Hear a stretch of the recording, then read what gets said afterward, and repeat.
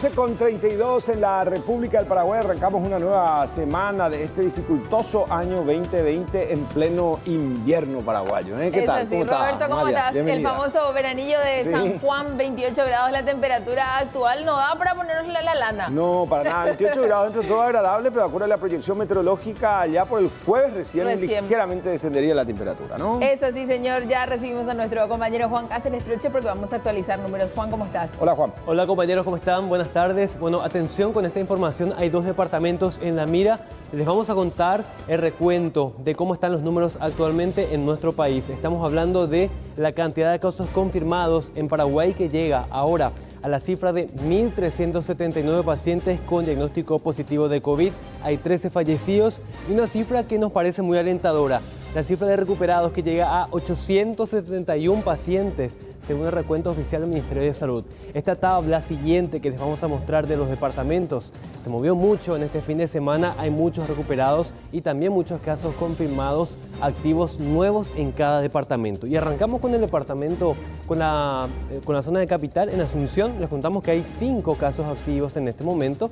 Hay expectativas acerca de la cantidad de recuperados. Concepción tiene 15 casos activos actualmente. Hay nuevos casos en Ibillau, así que mucha atención en este departamento. San Pedro se mantiene con un caso activo en la actualidad. Vamos al siguiente grupo de departamentos y les contamos lo que ocurre también en la zona de Cordillera, que mantiene el número de 2 casos activos. Guairá tiene 0 casos activos en este momento y Caaguazú. Aquí se centra la atención en este momento. Hay alarma por la cantidad de casos. La semana pasada cerraba con solamente 5 casos confirmados. La cifra llega ahora a 29. Y atención, porque de confirmarse una treintena en la fecha podría declararse un estado de retroceso en las fases. Enseguida les contamos más acerca de la preocupación de las autoridades de este departamento. Estamos hablando de que se registraron aumentos en José Leandro Oviedo, también J. Logística Arriba y también en la ciudad de Caaguazú. Siguiente grupo de departamentos para contarles lo que ocurre en Caazapá. Tiene 0 casos activos, Itapúa tiene 0 casos activos y también Misiones tiene 0 casos activos en este momento. Siguiente grupo de departamentos para contarles lo que pasa también en la zona de Paraguarí. Si bien es alto el número de Paraguarí, 63 casos activos, la cifra está bajando lentamente. Hay una cantidad importante también de recuperados, así que en este departamento está haciendo efecto la cuarentena total que está rigiendo en la ciudad de San Roque y también la zona parcial de las demás ciudades. Alto Paraná tiene 30 casos activos. Este fin de semana se sumaron casos en Mingaguazú, Hernandaria, Ciudad del Este, pero también una gran cantidad de recuperados, 15 en total según el reporte oficial del Ministerio de Salud. Vamos hasta Central, cuya cifra de activos baja a 48. Hay una veintena de recuperados, pero atención, porque este fin de semana tuvimos nuevos casos en Villa Elisa, Nueva Italia, Limpio y Asunción, también una zona aledaña al departamento central. Así que mucha atención a estas zonas en donde no hay que bajar la guardia. Siguiente grupo de departamentos para contarles lo que pasa actualmente en estos departamentos. Ñembucú, Amambay tiene 8 casos activos y Canindeyú, que amanece este lunes con una buena noticia. 0 casos activos, hay 2 nuevos recuperados en este departamento y con esto la zona está libre de COVID-19, a no bajar la guardia. Siguiente grupo de departamentos y finalizamos con esto, el recuento que corresponde al Chaco paraguayo. Presidente Hayes, que mantiene el número de un caso activo, Alto Paraguay con 0 y Boquerón con 0 casos activos según el recuento oficial del Ministerio de Salud. Vamos a volver a lo que estábamos contándoles más temprano. Caaguazú, la atención está centrada en este departamento. Hay una treintena de personas en observación que tuvieron contacto con un caso positivo. Escuchemos el operativo de prevención de parte del Hospital Distrital. Todos los casos que están apareciendo son casos muy leves. Por el momento ningún internado estamos teniendo sobre esos casos. Entonces tampoco podemos decir alta carga viral o baja carga viral. ¿En qué consiste el trabajo de seguimiento a estas personas de parte de ustedes, doctor? Por el momento, principalmente es tratar de buscar los contactos. En eso está centrado todo esto. Ayer se volvió a tomar varias muestras y hoy se va a seguir haciendo para ver esos probables contactos y tratar de contener todo esto y evitar que se siga propagando. ¿Cómo se controla la cuarentena de cada una de estas personas infectadas? Y estamos en constante comunicación con ellos, es la única forma que tenemos por el momento al menos, pero estamos trabajando con todo el equipo multidisciplinario de siempre.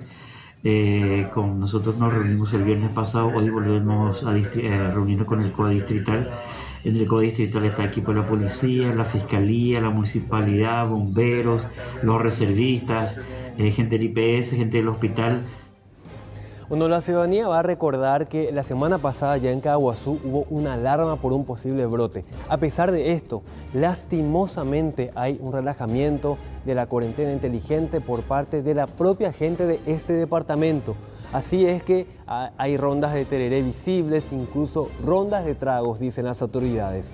Y esto deriva en una información que nos pone más preocupados aún a todos, el retroceso de las fases en caso de un brote masivo.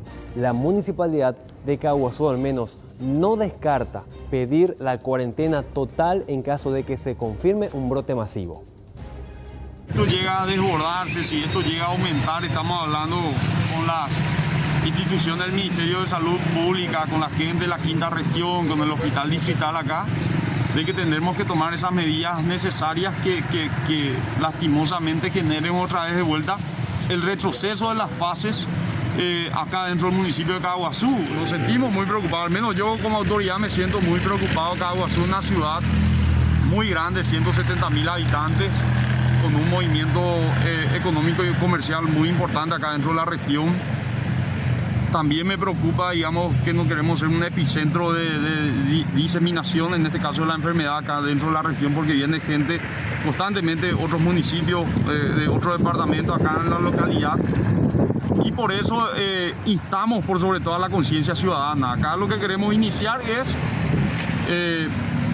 solicitando a la ciudadanía de que pueda entender de que hay que establecer todos los protocolos necesarios dentro de su, digamos, día cotidiano o dentro de la actividad comercial que tengan ellos, para justamente evitar que esto pueda seguir propagándose, ¿verdad? Instamos que puedan tomar todas las precauciones necesarias, que puedan evitar el aglomerarse en sus casas, en sus barrios, en sus actividades que realizan.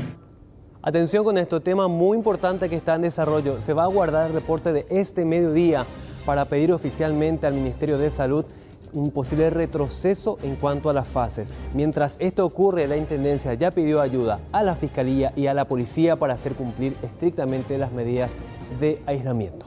Con este panorama sería el tercer departamento entonces que se suma, Concepción, Paraguarí y Caaguazú. Exactamente. ¿Qué es lo que temen los médicos, compañeros? Que el relajamiento de las personas en este departamento, la falta de importancia, la incredulidad de muchos genere un retroceso económico nuevamente. Claro, allí entonces que hay que estar con el constante ya que pareciera ser que no terminamos allí, por ejemplo, fue un día de relajo, Amalia. Sí. En muchos ámbitos uno bastaba con recorrer, con mirar, y pareciera ser que no comprendemos que en uno mismo nomás está la responsabilidad, no en el Estado. No, en lo absoluto. Si nosotros no hacemos el trabajo, vamos a retroceder sí o sí. O sea que una manera de decir, claro, pero finalmente hay que insistir, no cansarnos, no hastiarnos, porque la verdad que tiene sus vueltas, pero hasta que se dé con la vacuna va a ser la única vía. Respetar las orientaciones biosanitarias. Dale, Juan, muchas gracias. Gracias, Juan. Hasta luego.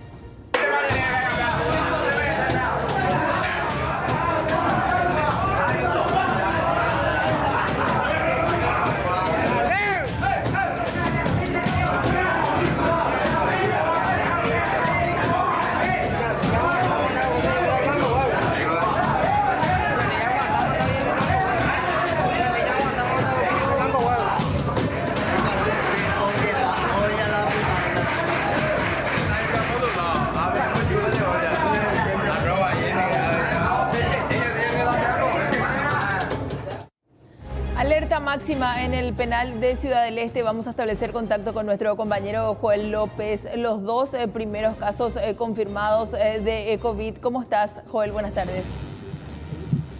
Amalia, ¿qué tal? ¿Cómo te va? Saludos a los televidentes del Sistema Nacional de Televisión. Hace instantes se confirmaban los dos casos positivos en reos en la cárcel regional de Ciudad del Este. tuvieron contacto con 60 personas dentro de un pabellón que ya está totalmente aislado. También 75 guardias están bajo constante vigilancia. 135 personas están en riesgo en la cárcel regional de Ciudad del Este, de acuerdo a la cifra que va manejando la 10ª región sanitaria. El contacto o el nexo de los contagios hasta ahora se está estudiando también por los encargados de vigilancia de la salud, y hoy hablaba con nosotros en una extensa conferencia de prensa el director de la 10ª región sanitaria, el doctor Hugo Kunzle, brindando detalles del trabajo de prevención y por sobre todas las cosas también todo lo que se va viviendo minuto a minuto con respecto al COVID-19. A separar a estos dos reos del grupo general para contenerlos dentro de 2 pabellones de aislamiento que ellos poseen dentro de la penitenciaría. Por otro lado, estamos tomando muestra de 60 personas que se encuentran dentro de este pabellón donde se ha identificado la enfermedad. También se le realizará toma de muestra a 75 personales de seguridad que se encuentran trabajando dentro de esa penitenciaría. Vamos a reforzar también todas las medidas sanitarias. Ellos tienen un grupo de personal sanitario dentro de la penitenciaría, y también nosotros vamos a hacer un refuerzo con diferentes brigadas para reforzar todo el sistema de salud de la penitenciaría. Doctor, ¿cuál sería el nexo de todo? Estamos viendo en este momento, el personal de vigilancia está haciendo un trabajo de campo en este momento. Todavía no tenemos identificado el nexo, sabiendo que la penitenciaría no ha recibido el régimen de visitas sociales durante todo este periodo de pandemia, el cual ha estado suspendido. ¿Lo que presumen podrían ser guardias del lugar? Pueden ser guardias de seguridad, pueden ser abogados quienes estuvieron realizando visitas, o pueden ser otros funcionarios. Bueno, todo esto está en un proceso de investigación en este momento. ¿Ellos desarrollaron síntomas, doctor, o las pruebas aleatorias dieron resultados positivos? Ellos han desarrollado síntomas leves, han presentado como cuadros gripales el miércoles, jueves de la semana pasada. Entonces, ya que un centro de penitenciario significa un alerta máxima para nosotros de estos cuadros respiratorios, en un trabajo conjunto que realizamos con la sanidad de la penitenciaría, decidimos tomarle la muestra a estas personas y también a otras personas que han presentado síntomas, pero nada más que 2 han presentado los casos positivos para el coronavirus. Bueno, parte de lo que se va desarrollando justamente también dentro de la cárcel regional con respecto a la confirmación de estos 2 casos que ya le ponen alerta a las autoridades sanitarias y también a las autoridades encargadas del penal regional del este del país. Alto Paraná cuenta con 16 camas de terapia intensiva hoy en día para atender este estilo de casos. Realmente es una situación bastante preocupante, Joel. ¿Y cómo se trató el día de ayer en cuanto a las visitas y demás, teniendo en cuenta ya estos casos? Aparentemente ayer tampoco hubo las visitas, porque hubo un rechazo justamente por parte de los internos, que no haya todavía visitas en el penal. Entonces se tomó nuevamente esas medidas. Por ello, hoy se está buscando el nexo entre abogados, entre guardias, porque no hubo contacto con otras personas que ingresen al lugar, no hubo todavía contacto, no recibieron visita durante estos días. Sí, es una manera de prevenir también en definitiva. Y tengo entendido, Joel, que igualmente se venían haciendo algunas que otras pruebas a los internos ya previendo justamente esta situación. Bueno, 22 guardias fueron sometidos a la prueba hace algunos días. Se está guardando también el resultado, pero ahora son 75 los que están en la mira también de las autoridades sanitarias, y aparte los 60 reos quienes tuvieron contacto con estas 2 personas que ya presentaron síntomas dentro de la cárcel regional. Bueno, de hecho hay que destacar el esfuerzo también de la población penitenciaria, de las autoridades del Ministerio de Justicia, porque siempre se dijo, aparte del hacinamiento característico de estos centros, imagínate, Amalia, lo que ahora está pasando. Uno puede marcar la diferencia para cientos de internos. los familiares que estarían muy, pero muy preocupados, pero no había otra manera. Ellos trataron de ayornarse, pero los que entran y salen son precisamente los agentes penitenciarios. Es así. Es por eso que el control tiene que ser constante realmente y esa responsabilidad individual de la que tanto hablamos. Joel, ¿algo más que quieras agregar desde ahí? Bueno, también podemos destacar que hubo un encuentro deportivo, un torneo de fútbol. Eso es lo que más preocupa justamente a la 10ª región, porque fueron varios días de competencia, hubo varios contactos más, entonces el lugar va a ser más aislada aún y ya se está trabajando para poder contrarrestar la situación, un posible brote del coronavirus dentro de la cárcel regional. Perfecto, para las 12:30 está marcada la conferencia de prensa con la ministra Cecilia Pérez, así que estamos pendientes también de eso. Gracias, Joel, por este contacto. Dale, Joel, hasta otro momento. Tétrico, luctuoso, lamentable. Una mujer de 40 años fue asesinada a sangre fría en la ciudad de Ñemby. La misma recibió 3 mortales estocadas a la altura del pecho. Su pareja, un señor de 68 años de edad, llamó a la policía, confesó el hecho y lo dijo que incurrió en este extremo por celos.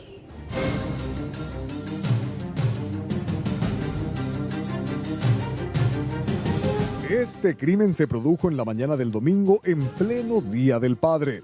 María Teresa Cardoso, de 40 años, terminó muerta de 3 puñaladas en el pecho en la cocina de esta humilde vivienda en el barrio Caguazú de Ñemby. Como principal sospechoso aparece su pareja, Fidel Coronel, de 68 años, quien habría llamado al 911 y confesó el crimen. Se está haciendo el levantamiento del cuerpo, ya están los profesionales. El autor está detenido en la comisaría 57, su pareja, de nombre Fidel Coronel Rojas, de 68 años. ¿Se enteró la policía de este hecho, comisario? Y creo que él mismo llamó al sistema 911 y a través de eso nosotros, los personales, se constituyó en el lugar para verificar si es cierto o no la información. Se encontró que el cuerpo tendido ya en la cocina, está ensangrentado. Arma blanca. El sospechoso fue detenido en la misma vivienda, pues él mismo se encargó de recibir a los intervinientes. Confesó que su mujer le dijo que quería abandonarlo y él no pudo tolerar esa decisión. ¿Qué pasó? ¿Ustedes estaban tomando? Sí, estábamos bien. ¿Qué estaban tomando? Bebida. Y le trajo a un chongo a quien le quería de Ecuador. Y no soporté. No, ella me dijo. Sí, ella me hace rato me dijo ya. Tengo a quien le amo, a quien le quiero conocerle, quiero tener experiencia con él, quiero. Y no hay problema, ¿verdad? Está lejos. Pero le tomó coronavirus en Ecuador y le trajo ella. Ecuador. Sí, le trajo acá. Y eso no soporté, porque yo siempre fui fiel a ella. Inclusive quiero darle un tipo de piel. El Ministerio Público ya tendría el caso cerrado y se levantaron varias evidencias de la vivienda, entre ellas el arma homicida, este enorme cuchillo tipo carnicero. Y en este caso ya tenemos prácticamente cerrado. Estamos ya con el autor del hecho, supuesto autor del hecho, el arma homicida, las causas de la muerte, 3 estocadas en el pecho de la señora y que le causaron la muerte. Es una pareja de aparentemente hace 9 años que se formó, tienen una criatura de 4 años y ahora esperamos la declaración del señor y después ya para proceder a la imputación correspondiente. La verdad no tenemos ningún testigo, la única testigo, vamos a decirle, que podría haber aportado algo es la vecina, que solamente pudo informarnos que la señora estaba tomando con el señor. De hecho que encontramos muchas botellas de bebidas y eso es todo, pero ya no escuchó gritos, pedido de auxilio, pelea, nada. El crimen se habría concretado a las 8:30 de la mañana, justamente un día domingo, en el que toda la familia pretendía realizar un festejo por el Día del Padre. Alrededor de las 9, media hora después del homicidio, llegaron los hijos, con regalo en manos, y se encontraron con este terrible desenlace.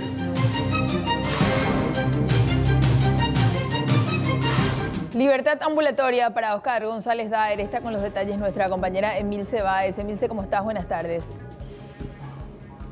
Buenas tardes, Amalia. Un saludo cordial a todos los televidentes y a Roberto. Nos encontramos aquí en el Palacio de Justicia, donde acaban de dar la información de que Óscar González Daer obtuvo su libertad ambulatoria tras la audiencia de revisión de medidas ante el juez Juan Carlos Zárate. Los abogados, la abogada Sara Parquet ya está ahí en el interior también. Ella nos comentaba que esta situación se da luego de pedir la libertad ambulatoria porque el proceso que enfrenta por enriquecimiento ilícito o declaración falsa ya se había dictado a favor de él con una libertad ambulatoria también. Escuchemos al doctor Rodrigo Estigarribia, el fiscal de la causa, que mencionaba lo siguiente. Actualmente lo que hizo el tribunal, y muy conveniente para el proceso por la convicción que tiene el Ministerio Público sobre los hechos, es revocar esa prisión domiciliaria, recalco entre comillas, porque cuando se obtenga la condena, este lapso no será computado a los efectos de la medición de la pena. Estratégicamente al Ministerio Público, en cuanto a la aplicación de las sanciones, es conveniente que las reglas sean claras en la aplicación de medidas. Como ya terminó la etapa investigativa, ahora ante la eventual sanción se computará todos estos días que él eventualmente esté con una ambulatoria. Pero de hecho hay que tener en claro que él tenía un permiso para ir a trabajar. Vale decir que el arresto domiciliario no era estrictamente real, no era 100%, y justamente, como digo, a los efectos de la aplicación de la sanción, eventualmente cuando tengamos certeza de los hechos, ¿verdad?, se le aplicará la pena privativa y tendrá que cumplir en reclusión y no se le computará este lapso en sí.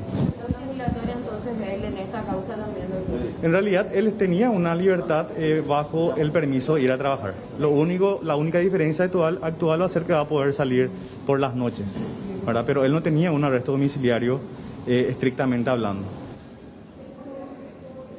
Libertad ambulatoria para Óscar González Daer. Acabamos de recibir esta información por asociación criminal, la causa que se investiga por asociación criminal y tráfico de influencias. Recordemos que ya hay una audiencia fijada, un juicio oral fijado para el 10 de septiembre. Estamos aguardando la salida de la doctora Sara Parquet para tener también sus palabras y obtener su parecer después de esta audiencia aquí, compañeros. Dale, gracias. Estamos muy atentos a ese siguiente contacto. Por otro lado, Amalia, audiencia, tenemos que decir, un joven de 23 años fue sindicado de asaltar a varias mujeres en la vía pública de la ciudad de Presidente Franco, en el este del país. Fue detenido por la Policía Nacional, ahí podemos apreciar en imágenes, pero de manera frontal, alevosamente, ¿sí?, atracando. Una mujer que iba por una de las veredas, se monta de nuevo al biciclo con su cómplice. Algunas víctimas lograron reconocerlo, incluso el biciclo con placa que tenía él en su poder, pidiendo el auxilio, insisto, de este otro joven que también ya está siendo buscado por la Policía Nacional. ¿Sí? Vayamos a la crónica de esto que acontecía, repito, en Presidente Franco.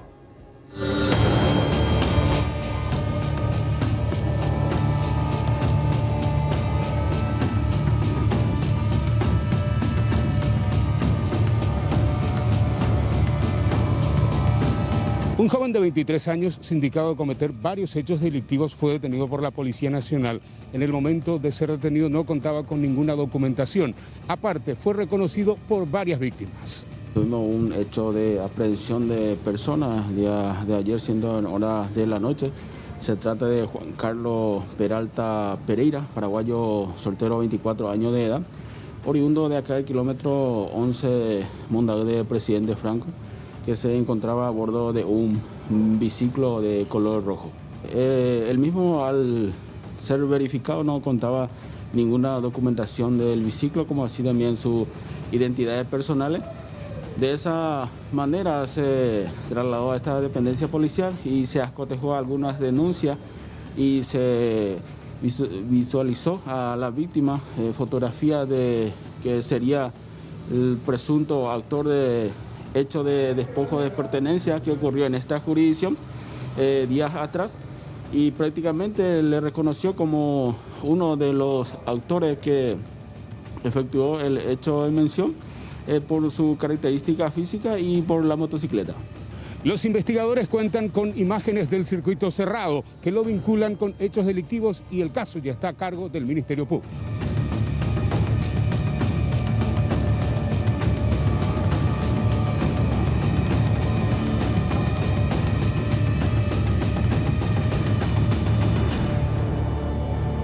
Dos hipótesis se manejan en torno a este homicidio que se daba en Canindeyú. Por un lado, el robo y por otro lado, un ajuste de cuentas. Lo cierto es que el cuerpo de un hombre de 34 años fue encontrado en un camino vecinal.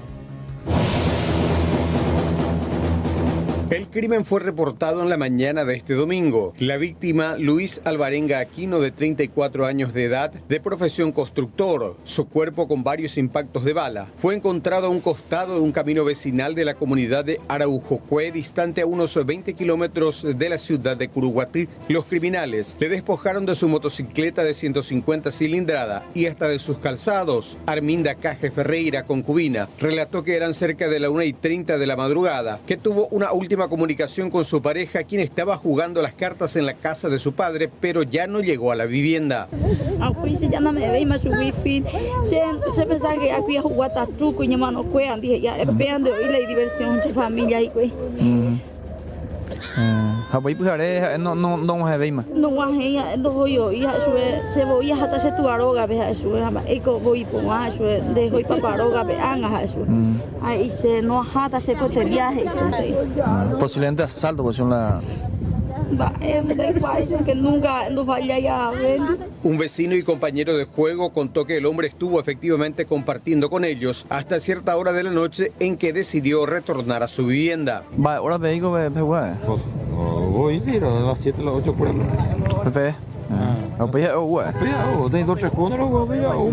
El perito criminalístico de la policía recolectó 7 vainillas percutidas calibre 9 milímetros, cuyos impactos en su totalidad dieron en la cabeza, lo que origina la hipótesis de que podría tratarse de un ajuste de cuentas, mientras el subjefe de la comisaría de Curuguatí informó que los asesinos se llevaron el biciclo de la víctima y no se descarta también alguna suma de dinero, pues el constructor el día sábado había llegado a la zona procedente de Asunción. Serían 7 impactos de bala. Pero le llevaron su motocicleta, hasta inclusive sus zapatos.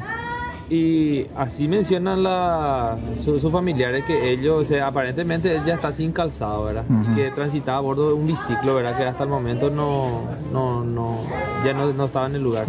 Pasado la 1 de la madrugada ocurrió el hecho. Y aproximadamente, según el perito criminalístico, menciona que esa hora aproximadamente, que de esa hora data el cuerpo. Como también los vecinos mencionaron que escucharon esa hora los disparos de arma de fuego. El cuerpo fue derivado a la morgue del hospital de Curuguatí para la autopsia correspondiente. El caso está a cargo del agente fiscal Juan Daniel Benítez, quien indaga el crimen, aunque por el momento se desconoce la identidad del o los atacantes.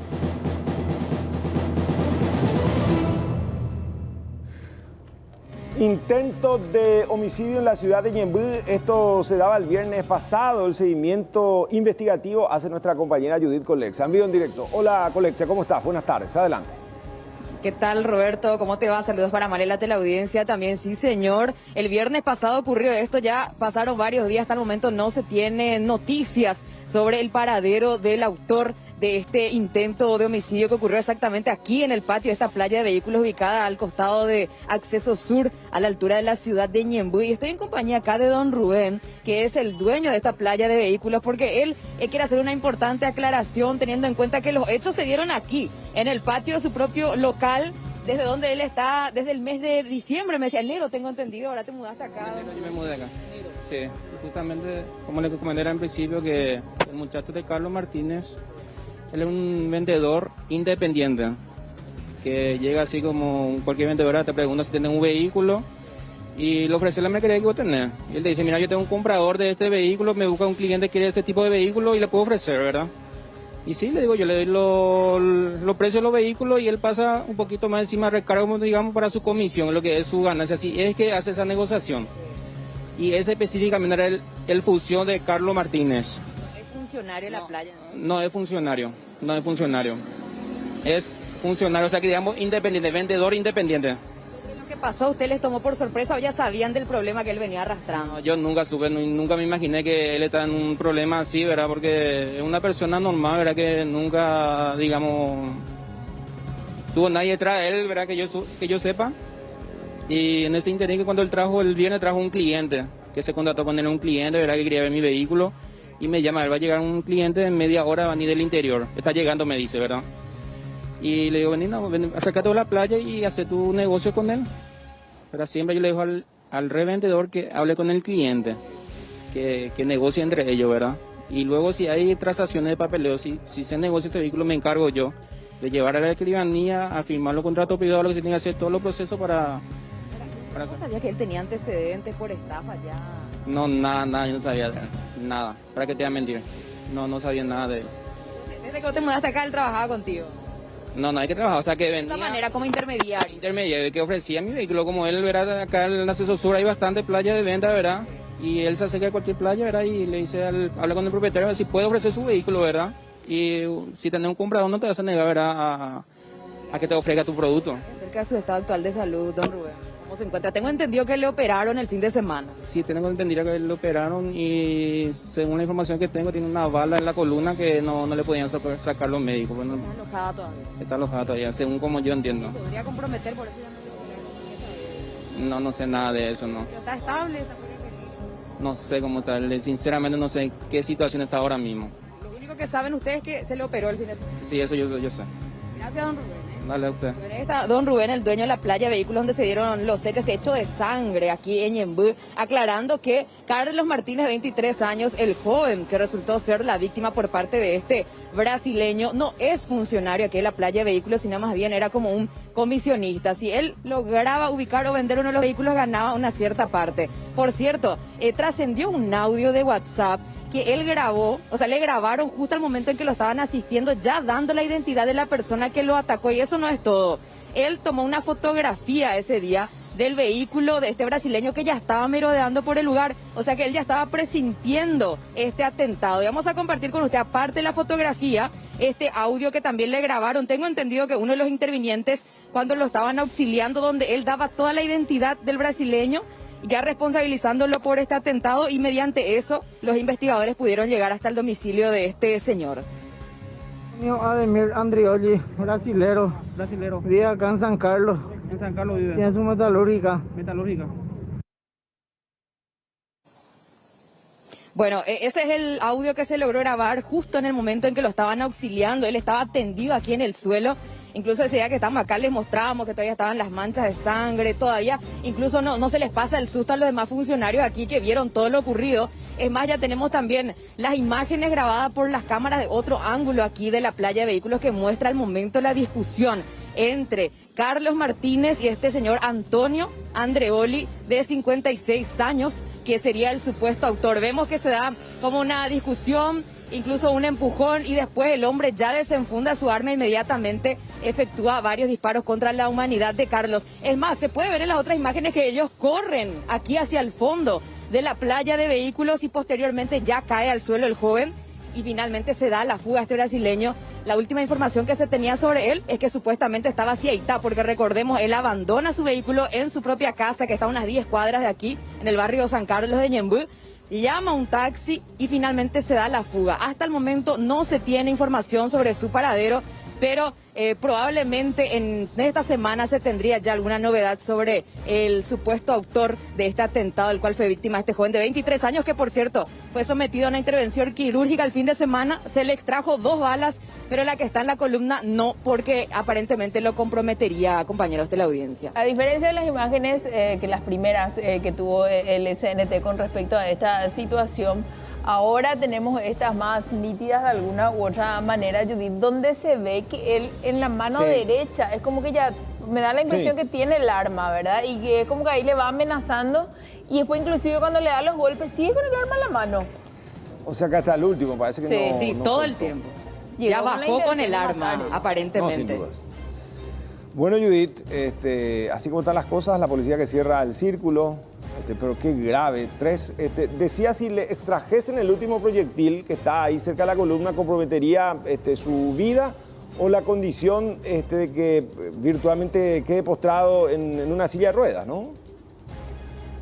Exactamente, la segunda principalmente, de acuerdo a lo que nos pudieron mencionar hoy los investigadores que también están al tanto de su situación de estado, estamos hablando de salud, ¿verdad? Principalmente porque están pendientes a su recuperación para que él también pueda seguir ayudando en la investigación y contar un poco más acerca de por qué se produjo este problema entre ambos que aparentemente ya data desde el 2017 por un hecho de estafa. Y lo decíamos, Roberto, la vez pasada sobre los antecedentes de la víctima, que tiene un antecedente por estafa, y este señor precisamente a él lo culpa por haberle estafado de un terreno que él tiene en una parte del país. Ese sería el móvil de este atentado, de acuerdo a la información que nos dieron los familiares.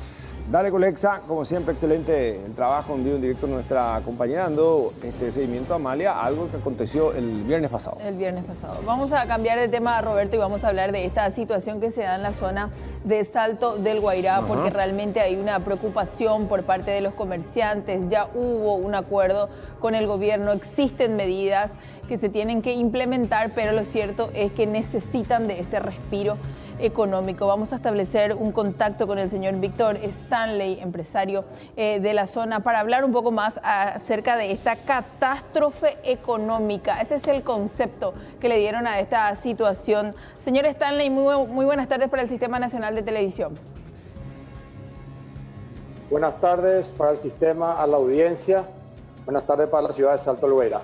Don Víctor, ¿qué tanto ha cambiado la situación de la última conversación que mantuvimos hace exactamente 2 semanas? El anuncio dado por el gobierno pareciera ser que se intentaba mitigar el impacto. Porque seguimos esperando. Ajá. Bueno, vamos a tratar de recuperar el contacto. De hecho, estamos hablando de todo ese eje fronterizo, Salto del Guairá, Pedro Juan, Alto Paraná en sí, con Ciudad del Este como referencia principal, y el sur del país con Encarnación. No hay que olvidar también acá ciudades como Falcón, Amalia, pero con la frontera argentina. Sin dudas, Rodi decía, parecía ser que nunca se consensuó aquella vez que se daba el anuncio. ¿Por qué? Porque todo otra vez estaba supeditado a la Receita Federal del Brasil. Y son más de 300 comercios, 3.000 comercios más o menos los que están afectados. Y este acuerdo que en un 100% realmente no llena las expectativas de ellos, pero de alguna otra forma hay que ir paso a paso, Roberto, trabajando. Hay que ver si por lo menos esos pasitos ya se dieron, ¿verdad? Don Víctor, ¿nos escucha ahora? Ahora sí te escucho, Roberto. Sí, ¿qué cambió? Nada. Absolutamente nada. Hasta ahora creo que se están estudiando algunas medidas por parte del gobierno. Ojalá que sean unas medidas acertadas, y como te dije la primera vez, Roberto, toda ayuda va a ser importante porque todo en este momento suma. Comercio interno, comercio de frontera, o sea, Salto del Guairá ya no puede soportar este parate que tiene, Roberto. Hoy ya es lamentable la situación, ya pasa a ser tétrica. Y ya estamos realmente preocupados. Ustedes hicieron el análisis de lo que el gobierno esbozó como una plataforma de trabajo. Dentro de todo convence, porque algunos referentes como Santa María de Fedecámaras, Ciudad del Este, decía que todo otra vez se supedita a la posición brasileña, a la Receita Federal. ¿Es tanto así o no? Y sí, Roberto, porque nosotros tenemos que entender que nosotros vamos a ingresar un producto al Brasil. Y no vamos a hacer como a nosotros se nos antoja, sino como ellos quieren, en la medida que ellos quieren y la cantidad que ellos quieren. Acordate la primera vez cuando quisimos hacer el comercio de frontera o comercio online. Ellos dijeron que automáticamente lo que nosotros estábamos realizando era un contrabando, por la sencilla razón de que el comprista debe pasar a este lado del Paraguay y hacer su compra. Se habilita la cota de $500, pero si yo le doy un producto en la frontera del Brasil, automáticamente es un contrabando. O sea, lo tomaron así y empezarían a incautar las mercaderías. O sea que una cosa es, Amalia, si pasan y compran, otra cosa es si nosotros les enviamos ya extra frontera, ¿no? Sí. Hola. Una cosa es si compran acá en Paraguay, otra cosa es si nosotros les enviamos extra frontera a los productos, ¿no? Claro, Roberto, porque vos tenés que tener en cuenta que automáticamente al pasar a este lado, vos habilitás de por sí la famosa cota de $500. O sea, vos realizás el turismo de compra, como bien lo dice, pero ¿cómo vas a tener un turismo de compra si yo te llevo la mercadería en el país de origen, o sea, en el Brasil donde tienen que venir? O sea, no tiene un sentido práctico. Si bien es para ayudar, tarde o temprano vamos a caer en la Receita Federal o los propios policías federales que van a incautar esa mercadería. Si no incautan en la frontera, lo van a hacer a 50 o a 100 kilómetros donde tienen las famosas blitz que le llaman ellos.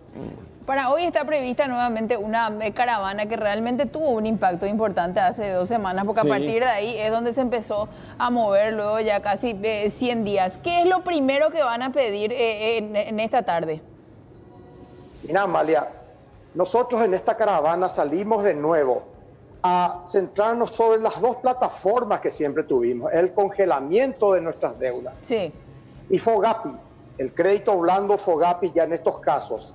¿Y por qué digo esto? Porque mañana en el Congreso Nacional entra en el proyecto de ley de la diputada Cristina Villalba, donde dice más o menos que los bancos deberán esperar un tiempo prudencial para cobrar nuestras cuentas, a cuotas de banco, instituciones crediticias, cooperativas.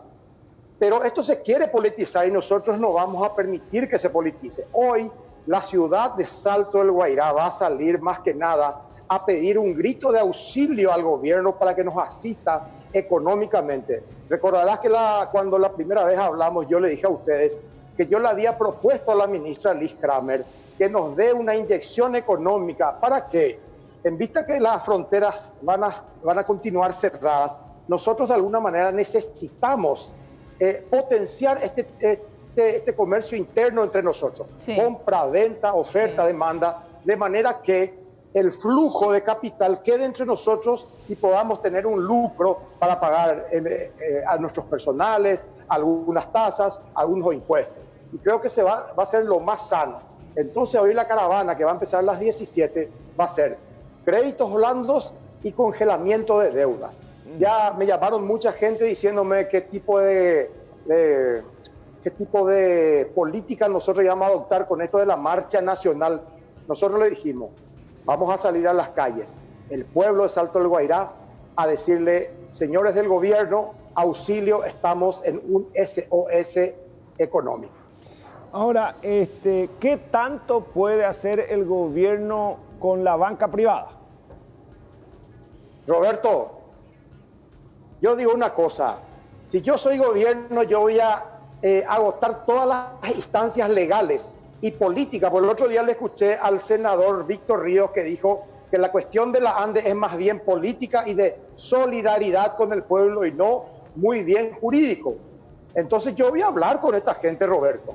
Seguramente voy a llegar a un acuerdo y le voy a decir, yo gobierno le propongo a ustedes banca privada, pueden hacer patria con nosotros, esperen un poco, acá nadie está negando su cuenta, porque contrario censo, Roberto, yo puedo decir, bueno, apliquen todas las medidas que quieran y el banco no va a cobrar. ¿De dónde vamos a quitar para pagar? Y vamos a entrar en una faja de crédito donde todos nosotros vamos a formar parte de un gran club que se llama Inforcom. Claro, porque si hablamos mal y rápido, ahora ni bicicleteada no puedes hacer porque no tienen. Claro, o sea, como dijo es que nuestra capacidad, sí, nuestra capacidad de pago es nada, nuestro riesgo es alto. ¿Por qué pensar que dos bancos ya fueron de esta parte? Porque nosotros no somos ahora mismo personas interesantes para hacer una transacción comercial. El capital es cobarde, como se suele decir. Ustedes están ahora prácticamente en una desesperada determinación. Van a volver a salir a las calles. No alcanza el esbozo, la hoja de ruta que se dibujó como para seguir. De hecho, eso se relativizó. Está en un paréntesis. 2 cosas concretamente, entonces. Congelamiento de cuentas y un auxilio financiero, ¿no?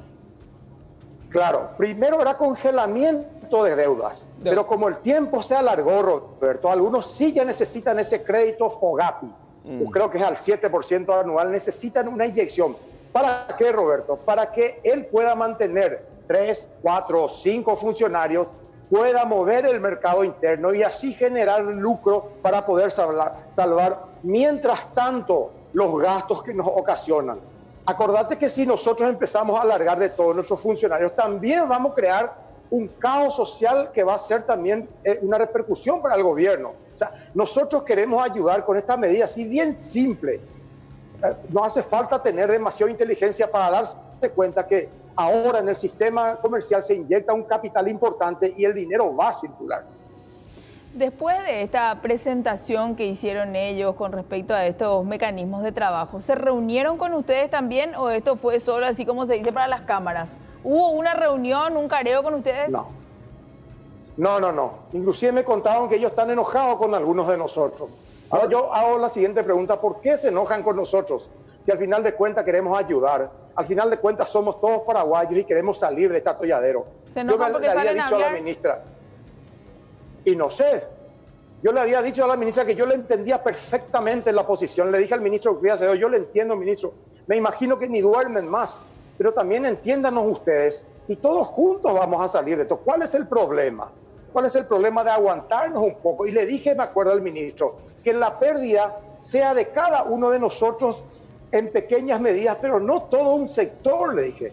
Y me acuerdo que el ministro dijo, pero al final de cuentas esta gente es muy sensata, no pide cosas extraordinarias, pide nada más que un tiempo. Es más, Roberto, no pedimos ni abrir la frontera y nosotros somos los más interesados en que eso se abra para que nuestra economía sea fluida de alguna forma. Es que desde un primer momento, Roberto, cuando hablamos con don Stanley y con otros empresarios de la zona, ellos marcaron esa postura. Sí. Necesitamos un respiro. No pedimos, aclararon en todo momento, no pedimos abrir la frontera. Lo que nosotros queremos es este respiro, este tiempo de gracia, ¿verdad? Como él decía bien, en un principio ese congelamiento, pero ya después, ahora con el tema de los créditos, están necesitando, y me da nomás la impresión que es todo mucho para la foto, para la cámara, pero no precisamente para poner las manos a la obra, ¿verdad? Don Víctor, si es que corre la petición de ustedes, ¿por cuánto tiempo? Porque al final estamos hablando de gastos logísticos, dinero que hay que poner para sostener de alguna u otra manera esa pequeña estructura interna, pero también hay que pagar el porcentaje del crédito que virtualmente recibirían vía Fogapi. ¿Cuánto tiempo aguantarían con ese plan de contingencia? Y nosotros pedimos mínimamente un año, Roberto, pero yo te adelanto algo. Nosotros somos empresarios, emprendedores serios. No somos sindicalistas patoteros, ni queremos romper sillas, ni quemar cubiertas. Vamos a suponer que esto se abra de aquí a 3 meses la frontera y de aquí a otros 3 meses más empieza a mejorar. Vamos a ser los primeros en acercarnos a esas instituciones financieras, bancos, cooperativas, a honrar nuestro compromiso. Somos los más interesados en mantener nuestro nombre limpio, como lo venimos haciendo todos estos años. Pero como yo te digo, necesitamos eso, porque imagínate si a 45 días de la pandemia ya hubiésemos tenido un pequeño crédito. Esta economía hoy por hoy parada ya se hubiera dinamizado a tal forma que hoy por hoy ya nuestras exigencias serían mínimas. ¿De cuántos desempleados estamos hablando a hoy? Y cuando hablé con ustedes estábamos en 4.500. Hoy yo creo que orillamos los 6.000. O sea que la situación es crítica, pues lo vemos a usted y de alguna u otra manera tan sensato, como decía el propio ministro, muy razonable la petición. ¿En qué se fracasa? No hay una interlocución válida, como dice Amalia, todo es para dípticos, calcomanías, Paraguay y Catú, vamos a salir adelante, Yaño Putibó, pero en la realidad no es así. Roberto, yo voy a ser bien y voy a ser más sensato ahora. Yo entiendo que la gente está cansada. Yo entiendo que el presidente tiene que tenerse ante un montón de cosas en la cabeza, sus ministros, sus comandados, los caporales. Pero yo digo una cosa, cuando yo tengo una voluntad de solucionar un problema, yo voy a la acción. Y por decirte, yo le puedo enviar, le digo, si yo soy el presidente, le digo, 10 personas de mi confianza, vayan a Salto del Guairá, quiero una solución. ¿Cuál es el problema? Plata, denle plata. ¿Cuál es el déficit que vamos a tener? Tal cosa. Pero va a ser mucho mejor que arreglemos las cosas ahora a que esto definitivamente se quede como una ciudad fantasma. Solamente en una esquina hoy hay 140 negocios cerrados. Imagínate lo que eso es, Roberto. Solamente en 7 shopping tenemos 4.000 puestos de trabajo. Yo gobierno, pero voy a cuidar como la niña de mis ojos esos puestos laborales, que más tarde eso va a ser un problema social para la zona. Y ya vamos a entrar en el famoso pillaje. Ahora, si es que no corre tal y como ustedes esperan este tipo de propuestas, ¿por cuánto tiempo más de terapia intensiva pasarían a morir? Roberto, y nosotros estamos porque Dios es grande, mi hermano. Nosotros estamos por la misericordia del Señor. A 105 días, ¿quién nos mantuvo en pie? Dios. Porque si íbamos a depender de la mano de los hombres, nosotros estaríamos muertos. Nosotros somos personas trabajadoras, Roberto. No le queremos birrar ni burlar a nadie. Todos los días nos levantamos y le ponemos pecho a esta situación. Pueden decir un montón de cosas de Salto del Guairá. Ahora lo que nos pueden decir es que estamos sangrando todos los días. Y cualquier habitante que está acá parado o sentado o pensando, dice, tengo una cuenta, quiero pagar y no puedo. La impotencia que nos agarró es lamentable. ¿A qué hora es la movilización? ¿Nos repite? A las 5, 17 horas. 17 horas. Hoy a las 17 horas, todo el pueblo debe salir unido. No por un cargo político, no porque una persona va a ganar más plata, no rico, ni pobres, ni Olimpia, Cerro, ni Colorado, ni Liberal.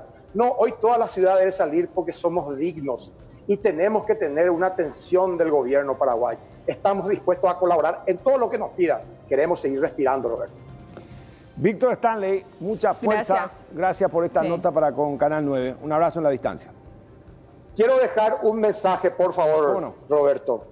Y a todos mis amigos y compatriotas de Salto del Guairá, hay una palabra que dice que la senda del justo es como la luz de la aurora, que va en aumento hasta que el día es perfecto. Fuerza, Salto del Guairá. Amén. Bueno, gracias. Este es un contacto con Víctor Stanley, muy lúcido en sus apreciaciones, ¿no? Sí, finalmente. Sí. Y muy lúcido y por sobre todo muy sincero. Y realista. Yo creo que el de gobierno tiene que tomar, ¿por qué? Porque hablábamos la otra semana y parecía todo muy mágico, cuando hablaba Benigno López, la ministra Liz Kramer, el propio Euclides Acevedo, pero quedó eso en los papeles, en gabinete. Daba la impresión que era una firma de Brasil y todo estaba claro, todo estaba listo, pero quedó en manos del canciller en ese momento. ¿Cierto? Y también algo que quedó ahí medio raro, el tema de los préstamos del Banco Nacional de Fomento, que no se presentó el presidente y después nunca hablaron más tampoco de eso, y que es lo que ahora se traduce en lo que nos dice Stanley, ¿verdad? ¿Hacemos una pausa, Amalia? Un avance, Un avance, ya volvemos.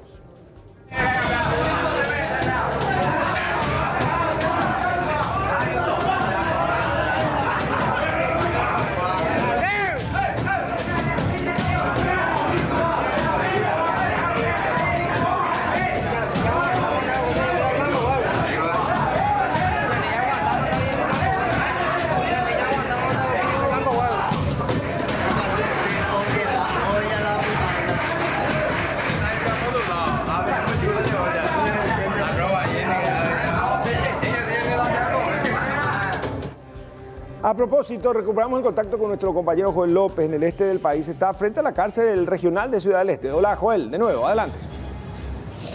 Roberto, muchas gracias. Saludos a los televidentes del Sistema Nacional de Televisión. Frente a la cárcel regional, un movimiento normal es lo que preocupa justamente a estas horas, por lo menos, y alertamos a las autoridades sanitarias y también del Ministerio de Justicia para poder tomar esas medidas, porque vemos también niños acercándose a este sitio y de una u otra forma alertar a la población de que de una u otra forma tenemos casos ya confirmados y positivos. El ingreso de personas también lo estamos observando justamente y allí se ve que las personas van ingresando con absoluta normalidad y tranquilidad, a pesar de que los reos solicitaban el no ingreso de visitas a la cárcel regional, compañeros. Incluso veíamos a menores acercarse ahí ya sin tapabocas, algunas mujeres. Es lo que más preocupa a esta hora debido a esta confirmación. Y esto podemos hablar de un desborde si no se toman medidas respectivas sobre estos casos.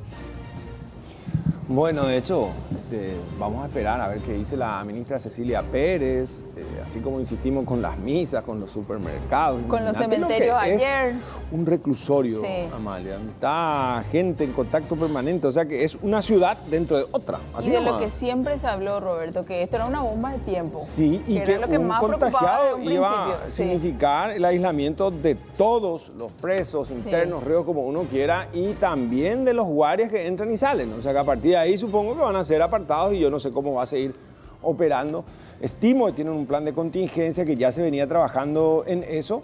Y cuando hablamos de cárceles en Paraguay, el hacinamiento es un sinónimo. Bueno, en teoría, entonces, permiten visitas por ahora. Sí, o sea que venían con un régimen especial, pero siempre se decía, aparte de las visitas que entran y salen, están los guardias que se turnan cada 8 horas. Sí. Y no es fácil, ¿verdad? ¿Por qué? Porque todos nosotros nos circunscribimos sencillamente a lo que ya conocemos, supermercados, shopping, restaurantes, que venimos avanzando, pero un régimen muy especial y particular tiene que ser el que rija para los internos de estos centros penitenciarios, ¿no?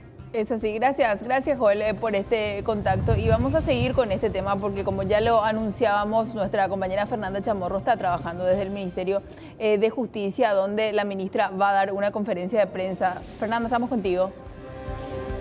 Así mismo, ya estamos aguardando el inicio de esta conferencia que estaba prevista para las 12:30. En minutos suponemos que estaría iniciando, pero hasta ahora no confirman la presencia de la ministra de Justicia, Cecilia Pérez. Sí se habla de que el que encabezaría todo lo que tiene que ver con esta conferencia de prensa sería el viceministro de Política Criminal, Rubén Maciel, además del director de Salud Penitenciaria, Daniel Cantero, y también por parte de Salud Penitenciaria la señora Claudia Piñanes. 3 personas hasta el momento, incluso todo aquí ya está preparado para recibir a estas 3 personas, no así a la ministra de Justicia, Cecilia Pérez. Muchas interrogantes, incluso hace cuestión de un mes nada más estábamos hablando de que se volvían a habilitar las visitas y hace 2 días más o menos la propia ministra de Justicia decía y destacaba que Paraguay, aparte de Uruguay, eran los 2 únicos países de Latinoamérica sin casos dentro de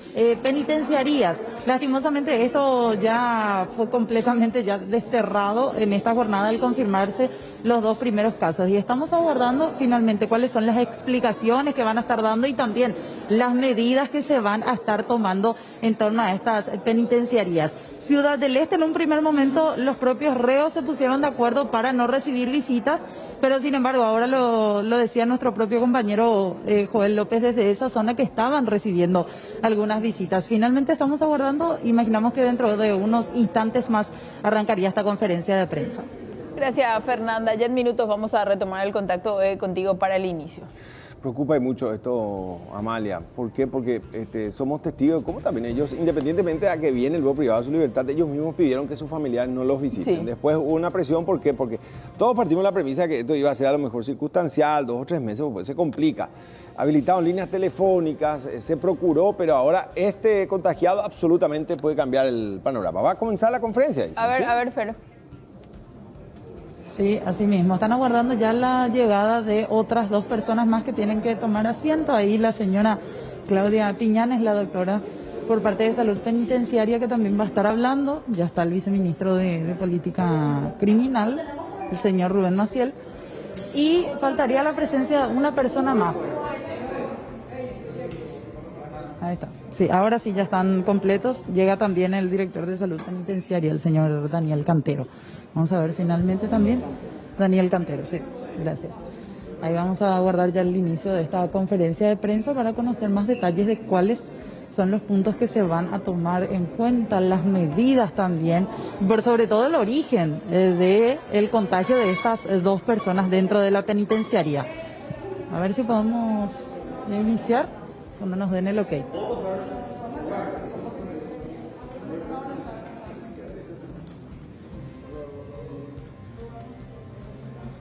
Todo encima de nosotros. No pusieron. Viceministro. Buenos días, señores. Gracias por la presencia. Debemos comunicar a la ciudadanía que se confirmaron 2 casos positivos en el ámbito penitenciario en el día de hoy. Y quiero ceder el uso de la palabra al director de Salud Penitenciaria para poder dar los datos más específicos. Buenas tardes. Desde el Ministerio de Salud Pública y Bienestar Social hay que guardar un poco el distanciamiento social para empezar. Nos han comunicado la aparición de 2 casos positivos en la Penitenciaría Regional de Ciudad del Este.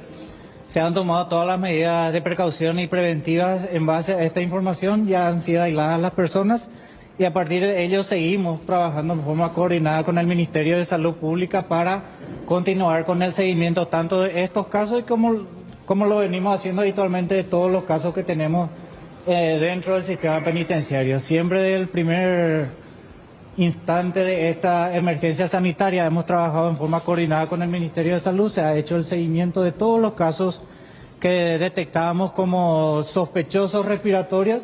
Hasta la fecha no habíamos tenido ningún caso positivo hasta este momento que fuimos informados de estos 2 casos en Ciudad del Este. A partir de ello vamos a seguir haciendo todo el trabajo, principalmente preventivo, insistimos con toda esta cuestión del distanciamiento social, el lavado de manos, el uso de tapabocas, tanto dentro del sistema penitenciario y también fuera del sistema penitenciario, porque es importante de que esta situación también sirva de ejemplo para toda la ciudadanía para seguir tomando todas las medidas higiénicas y de prevención con respecto a esta situación. ¿Cuántas personas tuvieron contacto directo con esto? Si bien son 2 confirmados y hay hacinamiento, ¿se calcula cuántos serían las personas privadas de libertad que tuvieron contacto con los positivos? El Ministerio de Salud Pública y Bienestar Social desde primeras horas ya, además de comunicarnos la situación particular de los casos positivos, ya está haciendo lo que se llama el árbol epidemiológico. Están haciendo todo el estudio de todas aquellas personas, tanto privadas de libertad como funcionarios que eventualmente pudieran haber tenido contacto con estos casos positivos para hacer el seguimiento de las mismas. La recomendación que se hace de salud es ya no permitir el ingreso de más reos a este recinto penitenciario, doctor. De hecho, estaba restringida en la gran mayoría de los centros penitenciarios educativos el ingreso de nuevas personas privadas de libertad y de adolescentes en conflicto con la ley penal. De hecho, se va a seguir con las recomendaciones que brinda el Ministerio de Salud Pública y Bienestar Social, que es el ente que está manejando toda esta emergencia sanitaria y en base a la cual nosotros también estamos haciendo todo lo que nos corresponde y principalmente adaptando un poco a nuestra situación particular de encierro, de hacinamiento y todas las cuestiones que son particulares y peculiares del sistema penitenciario. ¿Qué recomiendan en caso de que el brote sea mayor? ¿Cómo? ¿Qué recomendarían en el caso de que el brote sea mayor? Nosotros ahora estamos trabajando sobre la base de 2 casos positivos. Estamos haciendo todo lo que corresponde al seguimiento. Se van a hacer una mayor cantidad de toma de muestras. En este caso, en la Penitenciaría Regional de Ciudad del Este, estamos en contacto directo y cercano con la 10ª Región Sanitaria, con el Hospital Regional, con los colegas ahí con quienes estamos trabajando palmo a palmo y mano a mano y vamos a ir viendo a partir de hoy. Se van a hacer una cantidad de toma de muestras tanto de funcionarios penitenciarios y de personas privadas de libertad que estuvieron en contacto en el pabellón donde esta persona privada de libertad estuvo y a partir de allí es la información que nos dijeron la gente de salud pública, tratar de cubrir toda la población penitenciaria de ese lugar. ¿Hasta el momento se habla de casos sin nexo o cómo se contagiaron? Nosotros tenemos que derivar a salud pública para que ellos hagan esa confirmación de dentro de qué categoría. Nosotros la información que se salió del Ministerio de Salud Pública es la misma que se publicó en las redes sociales, los 2 casos positivos. ¿Pero se confirma que son 2 reclusos o un guardia y un recluso? Señor. Sí, es un interno y un agente penitenciario de lo que está por de pronto confirmado. Eso está ahora justamente el Ministerio de Salud Pública determinando eso. ¿Se confirma por día? Repetir, por favor, viceministro, por favor. Los 2 casos confirmados, uno corresponde a un interno y otro a un agente penitenciario. ¿Son personas jóvenes, son personas adultas? Son personas de mediana edad sin ningún tipo de patología de base. ¿Cómo se habrían contagiado ellos si ellos no recibían visitas supuestamente? Justamente por eso es la investigación que está realizando Salud Pública para determinar. Sobre la base de ese dato de cómo se generó el contagio, se van a tomar medidas más específicas. Ministro, la lógica podría ser que el funcionario penitenciario, como tiene contacto con el exterior, podría ser paciente cero. O sea, habla con la familia, se está ya armando ese árbol. Exacto, sí, por la lógica sería eso. Hay otros factores también. Aparte, el agente penitenciario recibe también asistencia jurídica, recibe visita de abogados y también se recibe encomiendas. Esos serían, digamos, los posibles caminos, pero tenemos que esperar que se determine cuál es la fuente del contagio. ¿Se va a cerrar el penal de Ciudad del Este? Porque hasta ahora, incluso medios que están ahí locales, hablan de que están ingresando en este mismo momento niños de visitas. O sea, ellos están recibiendo visitas normales. No, Ciudad del Este es una de las penitenciarías cuyos internos voluntariamente decidieron no recibir visitas familiares y sociales. Pero hoy supuestamente están recibiendo visitas igual. Esa información no le puedo confirmar. Lo que sí recibe, como todos los otros establecimientos, es encomiendas, que serían lo que llevan los familiares, pero ingreso de visitantes en caso de Ciudad del Este no. Dice el ministro, ayer, por ejemplo, el Día del Padre, en la penitenciaría de Tacumbú, uno de los reclusorios con más gente recluida. Se tomaron todas las precauciones. A partir de este momento se va a dejar de tener visitas en el lugar. Bueno, en relación a las visitas, primero se tiene que determinar cuál es la fuente. En el caso, si tomamos el caso de Ciudad del Este no recibía visitas sociales, por ende, por de pronto, ese sería un elemento que descartaríamos, ¿verdad? En el caso de Tacumbú y las penitenciarías que sí reciben visitas, ellos están aplicando el protocolo que ya fue aprobado el 31 de mayo de este año, que es para las visitas inteligentes, donde sí se establece una serie de mecanismos para minimizar el riesgo de ingreso. Doctor, ¿esto va a obligar a prohibir nuevamente las visitas familiares a los centros penitenciarios como medida de contingencia? Por de pronto es una decisión que todavía no se puede tomar, porque dado el caso particular de Ciudad del Este, una vez determinado cuál es la fuente del contagio, cómo se generó ese contagio, se van a tomar las medidas específicas justamente para evitar que esto se reproduzca en otros establecimientos. ¿Cuántos personales sanitarios se tienen, viceministro, en este caso para cubrir las necesidades de la penitenciaría de Ciudad del Este? De Ciudad del Este traslado esa pregunta acá al director porque no conozco la cantidad de personal de Blanco. Tengo una consulta. ¿Se le va a tomar el test a todos los reclusos de esta penitenciaría? Sí, como anticipó el doctor Cantero, en comunicación con Salud, ellos tienen previsto tomar a todos las personas privadas de libertad de Ciudad del Este.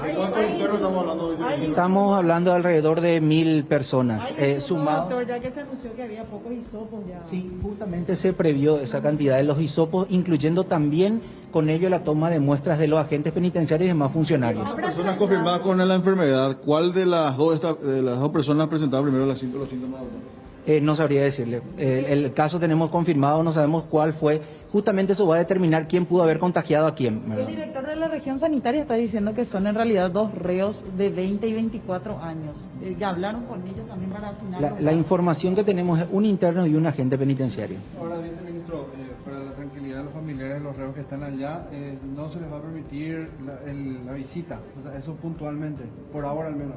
De hecho, voy a ser más específico, no es que no se le va a permitir, ellos mismos no aceptan recibir visitas. Esa fue la decisión tomada por todos los privados de libertad de la penitenciaría de Ciudad del Este. Nunca ya está cerrada la penitenciaría. Claro, por supuesto, por supuesto. Viceministro, ahora mismo nos hacen llegar este tipo de fotografías en donde supuestamente están formando fila para ingresar igual a visitar. Probablemente ese sea en la extensa para dejar encomiendas. Porque de hecho, si hubiese sido eso en el marco de una visita social, la primera prohibición es que solamente una persona por interno y no se permite menores. Entonces probablemente esa fotografía lo que indica están en ventanilla para dejar una encomienda o hacer una consulta. Yo mucho no puedo... Creo que los abogados también de los reos con enfermedades crónicas están solicitando ya una salida, por decirlo así, durante este tiempo para guardar reclusión en sus domicilios. Eso, ya entraron algunos pedidos al respecto. Y la verdad que bastante, desde el inicio de la pandemia, los abogados defensores, sean privados o públicos, solicitaron la revisión de las medidas para los prevenidos o la aplicación de un beneficio penitenciario para los condenados, justamente en aquellos casos donde se encuentra en una situación de especial vulnerabilidad. En el caso del reo, mi viceministro, ya está aislado, ¿no? Claro, sí. Efectivamente, la penitenciaría. Sí, todo lo que se está accionando ahora es algo que ya se pensó en marzo de este año, que es sobre la base de una resolución, la resolución 295, se establece cómo se tiene que proceder ante casos sospechosos y ante casos positivos. En este caso se está procediendo de ese modo. Hay un lugar habilitado para aislar a los casos positivos, sospechosos y positivos, que es como se está procediendo en este caso. Viceministro, ¿habrán traslados dentro de la penitenciaría? ¿Cómo así traslados? O sea, si van a trasladar a reos de acuerdo al protocolo sanitario de no aglomerarlos por estos dos casos. En el caso que requiera, asumo yo el caso ya confirmado, si requiere una asistencia médica un poco más específica, va a pasar al sistema de salud pública, donde va a recibir. Por de pronto estas personas, por los síntomas que presentan, no requiere una asistencia médica, digamos, un poco más específica.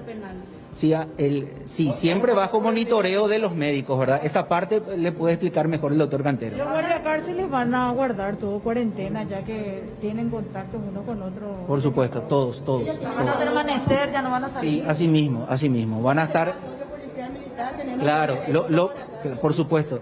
De hecho, ya hubo una merma en relación a aquellos guardiacárceles que ya están dentro de una franja etaria que le coloca en una situación de riesgo.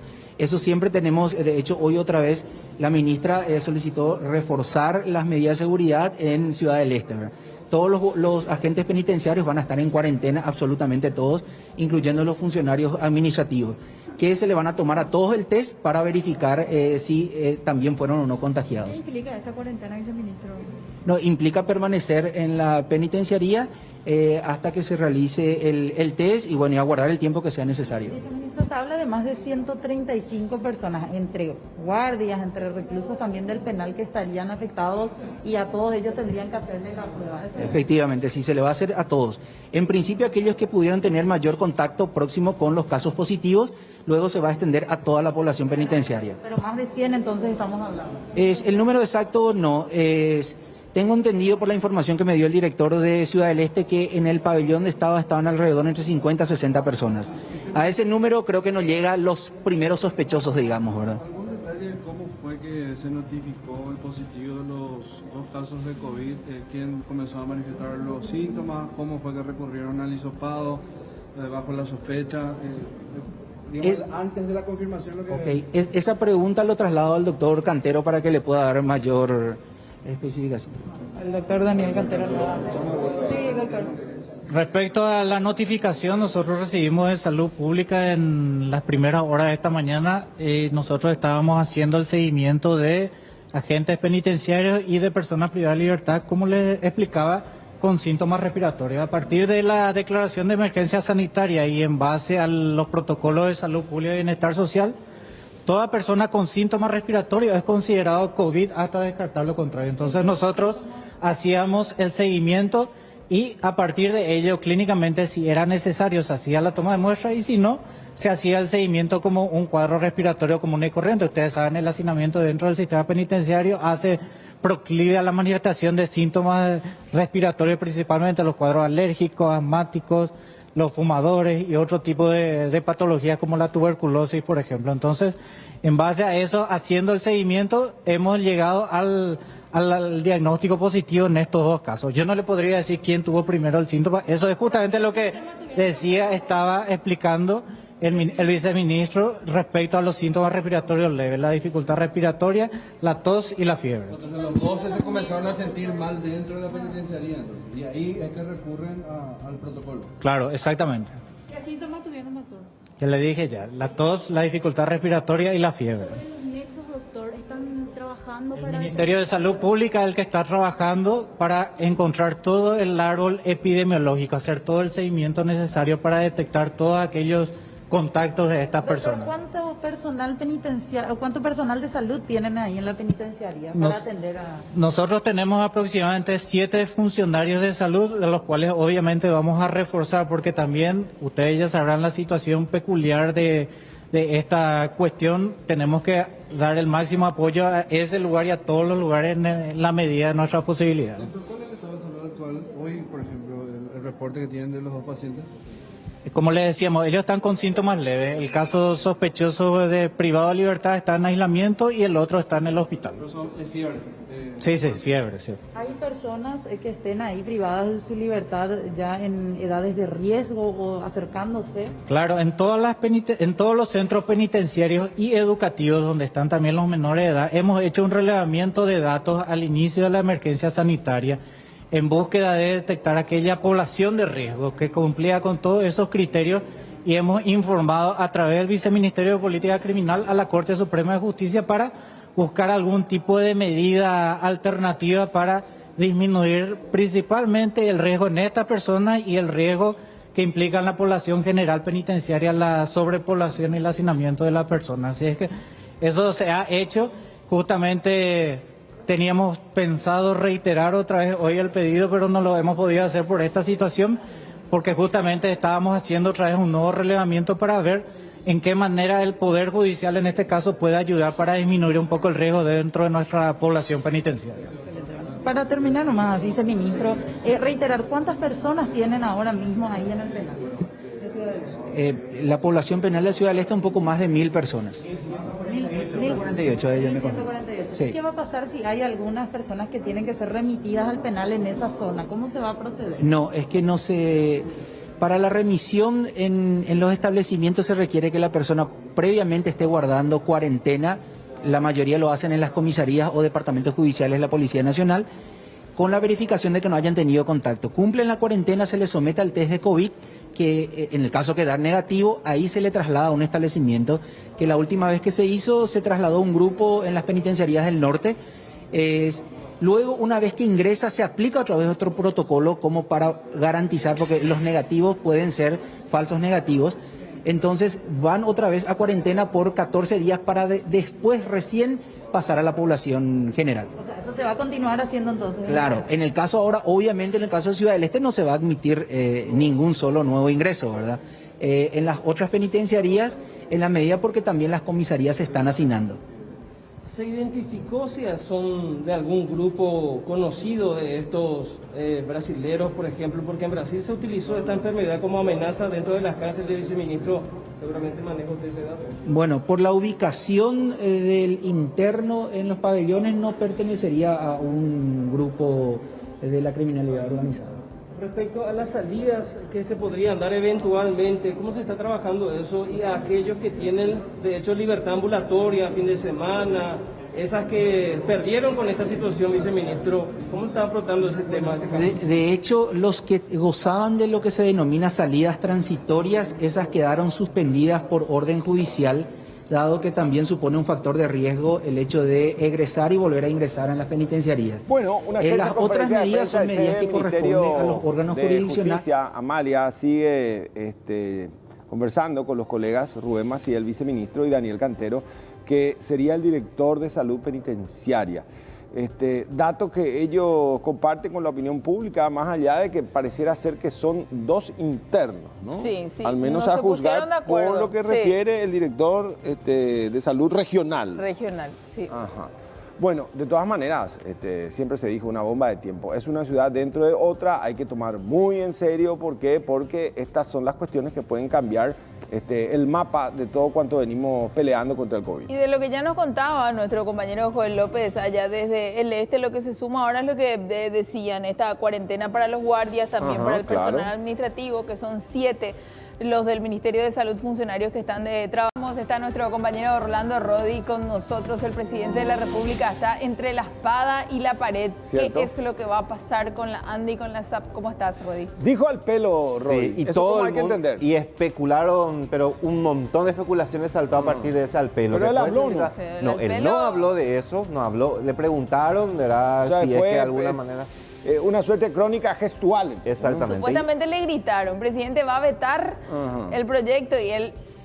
Claro, pero, así como pero no explicó. Pero le pudieron haber hecho otra pregunta también que no se escuchó y punto, ¿verdad? Exactamente. Bueno. Hay mucha especulación con relación a ese tema, pero así como están las cosas, aparentemente el Ejecutivo va a vetar esto, pero de forma parcial. Sí. Al comienzo se hablaba de que la exoneración o la anulación de la factura iban a ser los meses de marzo, abril y mayo. Pero ¿qué pasó? Luego ellos extendieron esto hasta agosto y también los kilowatts hora, porque al comienzo se hablaba de hasta 500, subieron a 1000. Y en estas condiciones la ANDE no está para soportar, porque estamos hablando de un perjuicio de cerca de 300 millones de dólares, es al menos lo que había manifestado el titular de la institución. Entonces no va a aguantar eso, y así como están las cosas, el presidente de la República probablemente lo que vetaría son los artículos 1, 2 y 4, porque serían inaplicables. Eso es al menos lo que se menciona. También vetaría eventualmente lo que respecta al tema de la ESAP, porque estamos hablando de que, de acuerdo a lo que manifiesta su titular, también es inaplicable ciertos puntos, y esto de alguna manera podría generar una pérdida de cerca de 15 millones de dólares los meses de abril y mayo también para la estatal. Vamos a compartir el video en la íntegra para ver solamente el gesto que hacía el presidente de la República, y generó todo tipo de especulaciones, ¿verdad? Simplemente levantar el pulgar no significa absolutamente nada. Allí le preguntaban, ¿verdad?, sobre el tema del veto y levantó el pulgar. ¿Dónde fue esto, Rodrigo? Esto fue en Pilar. En Pilar. Las obras de la de la Franja Costera allí en Pilar. Estuvo participando allí y le consultaban, solamente esa fue la respuesta, pero se estima que... ahí está el alpelo, ese al vuelo. Sí, eso nomás. Pero parece hasta para la foto porque hay un fotógrafo ahí Y cerca. se generó todo El tipo de noticiero más comentarios. visto del país, Canal 9, y él dice al pelo. Exacto. Una cuestión, ¿no? Eso es lo que le preguntaban. Pero reiteramos, en el transcurso de esta tarde quizá ya este decreto del Ejecutivo, esta resolución del Ejecutivo, estamos hablando de un veto parcial. De hecho, que el presidente de la ANDE ya anunciaba un veto parcial, entonces de alguna manera se cree que ya conversó con el presidente de la República, porque es viable la posibilidad de que se pueda promulgar en su totalidad todos estos artículos que se habían aprobado primeramente en la Cámara de Diputados, en la Cámara de Senadores, y extendiendo esto, reiteramos, hasta el mes de agosto, y por supuesto subiendo también la cantidad de kilowatts a 1000 específicamente. Esto es inviable y va a generar una pérdida importante, no solamente para la Administración Nacional de Electricidad, como así también para la ESAT. Por ahora, en principio, Rodi, va a quedar entonces como el inicio. Como el inicio. Yo creo Esos 250 particularmente de consumo, ¿verdad? hasta 500. Hasta 500, pero hasta agosto, Y ¿o los no? 3 meses, no. Eso se va a excluir, los 3 meses. Solo hasta mayo. ¿Cómo quedó aquella posibilidad que se iban a releer los medidores?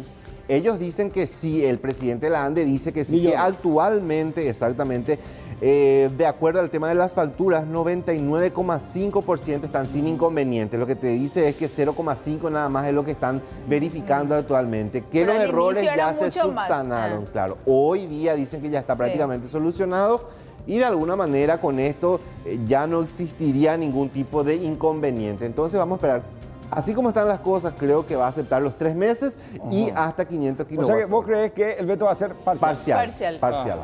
Yo también, porque al final, o si no, orillaría el quiebre técnico, ¿no? Exactamente. Y si es que llega a vetar totalmente, va a ser una decisión muy antipopular, porque la gente está esperando eso. Álgido. Claro, él está al borde del precipicio. Lo de al pelo, entonces ahí, yo pensé que él habló. No habló. No. Generó todo, porque se fue noticia en el transcurso de esta mañana, fue uno de los temas más comentados, solamente el al pelo del presidente, que daba a entender supuestamente el veto total a lo que se había aprobado en el Congreso. Pero pueden ser muchas preguntas que le hagan y no se escuchan todas, ¿verdad? Claro, pero... Lo mismo para la foto nomás, porque estaba un fotógrafo ahí cerca de un diario, ¿verdad? Vamos a escuchar, a ver. Vamos a sacar nuestra foto.